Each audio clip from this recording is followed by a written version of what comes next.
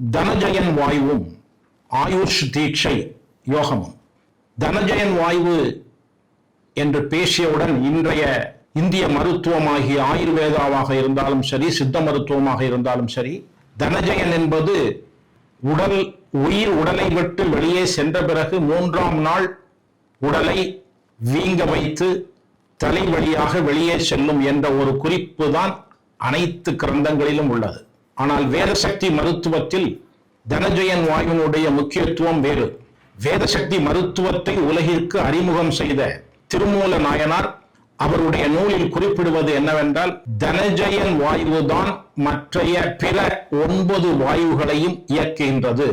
அந்த தனஜயன் வாயு 9 வாயுகளை இயக்குவது மட்டுமல்ல, உடம்பில் உள்ள 9 நாடிகளையும் 9 நவதுவாரங்களையும் இயக்குவதும் தனஜயன் வாயு என்பதை திருமூலர் கூறியிருக்கிறார். வேதசக்தி மருத்துவத்தின் அடிப்படையில் தனஜயன் வாயு ஒரு குழந்தையினுடைய ஆயுளை நிச்சயிப்பதற்கு பயன்படுகிறது. ஒரு மனிதன் உறங்குவதற்கு, நன்றாக உறங்கி எழுவதற்கு பயன்படுகிறது. ஒரு கரு உற்பத்தி ஆவதற்கு மூலமாக அமைவது தனஜயன் வாயு பயன்படுகிறது. இத்தகைய தனஜயன் வாயு எங்கெல்லாம் உடம்பில் இருக்கின்றது என்பதை நம்முடைய நூல்கள், வேதசித்தி நூல்கள் பதிவு செய்திருக்கின்றன.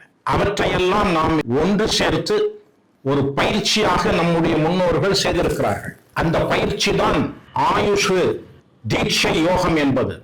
தனஜயன் வாயுவை முறையாக இயக்கினால் அவை அந்த தனஜயன் வாயு உடலில் உள்ள முக்கியமான நரம்புகள் வழியாகவும் சூக்கும நாடிகள் வழியாகவும் உடல் முழுவதும் பறந்து ஒரு உடலினுடைய உள்ளே இருக்கிற அனைத்து உள்ளுறுப்புகளையும் வலுப்பெறச் செய்கிறது. அதற்கான ஒரு பயிற்சி முறையையும் நம்முடைய நூல்கள் கூறியிருக்கின்றன.